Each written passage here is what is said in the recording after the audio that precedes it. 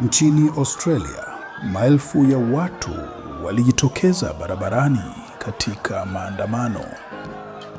Wengi walikuwa wakilalamika kusimamisha kuja kwa wageni na uhamiaji nchini Australia na kupinga utambulisho wa tamaduni mbalimbali nchini Australia. Sasa tunachunguza maana ya ukweli ya maandamano haya. Hiki ndicho ambacho wahamiaji wote wa Kiafrika, wakimbizi, wanaoingia kwa misingi ya kibinadamu, wakazi wa kuishi hapa milele, wanafunzi wa kimataifa, watalii, wageni, waenda likizo, raia wa Australia na dunia nzima wanapaswa kujua kuhusu uhamiaji wa Australia, tamaduni mbalimbali nchini Australia na kile kilichotokea mwaka 2025.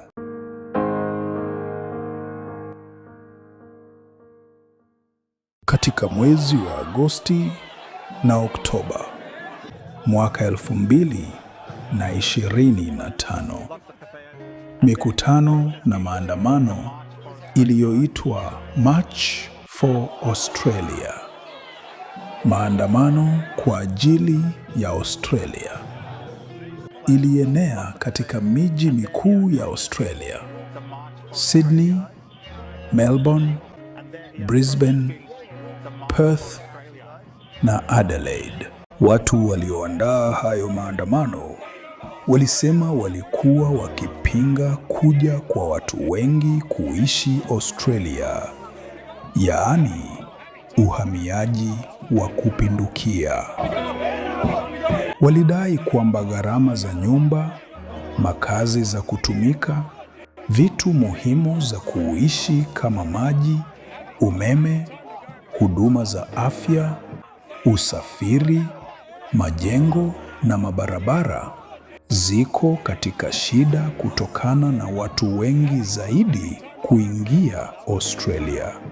Lakini ukiangalia vizuri, kwenye hayo maandamano kulikuwa pia na vikundi vya chuki vilionekana kwenye hizo mikutano na maandamano.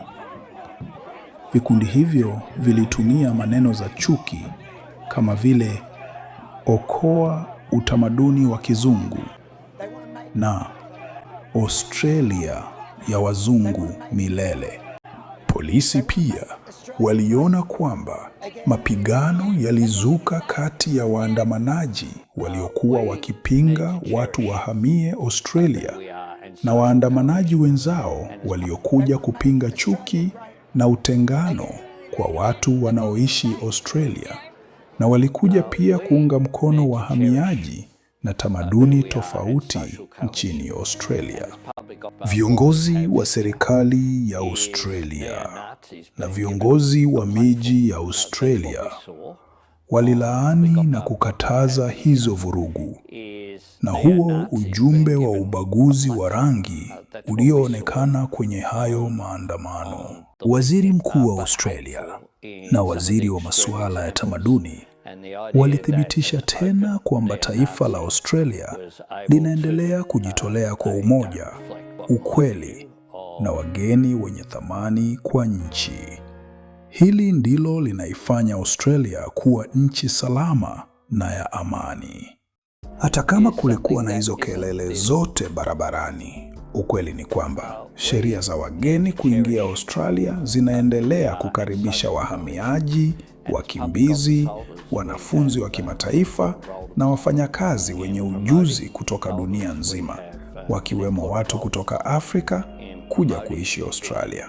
Kila mwaka, serikali ya Australia hutoa visa mpya zaidi ya 1500, zikiwemo zile visa za watu wa kutumika kazi, wakimbizi, usaidizi wa kibinadamu, wanafunzi na programu za wageni.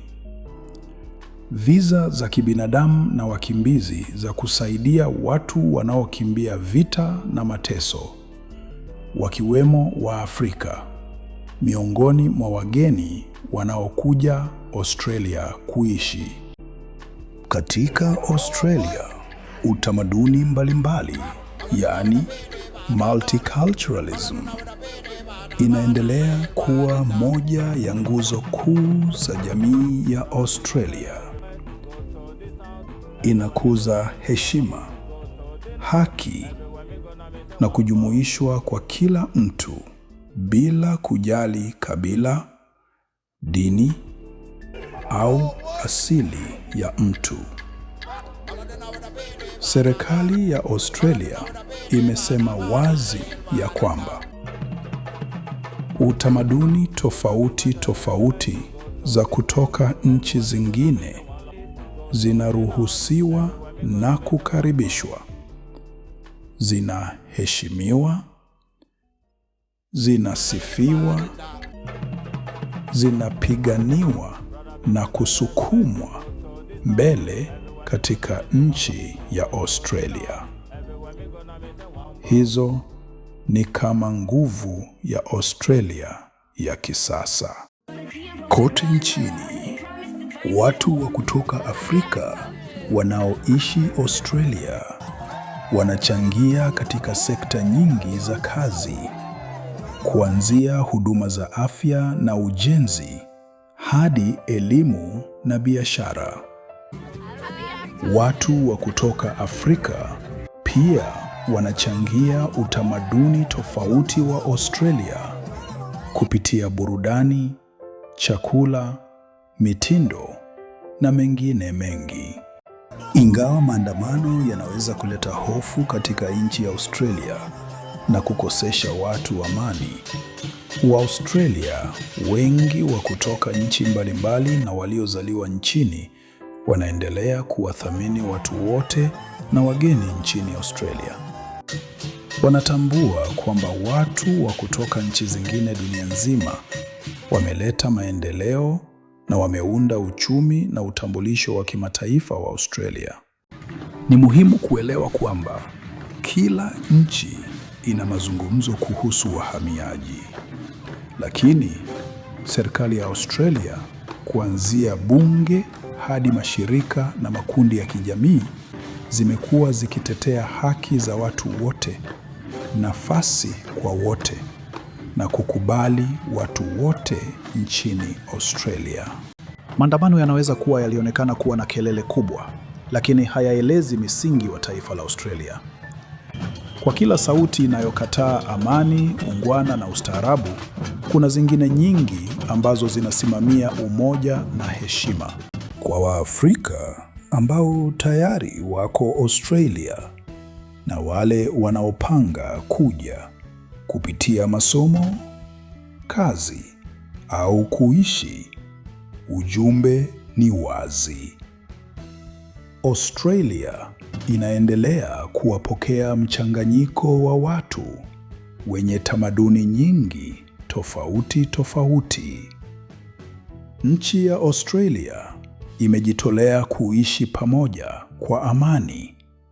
Hii ni African Find Australia TV kwa lugha ya Kiswahili. Endelea kupata habari na stori za Australia. Endelea kujivunia asili yako na tuendelee kushikiliana pamoja.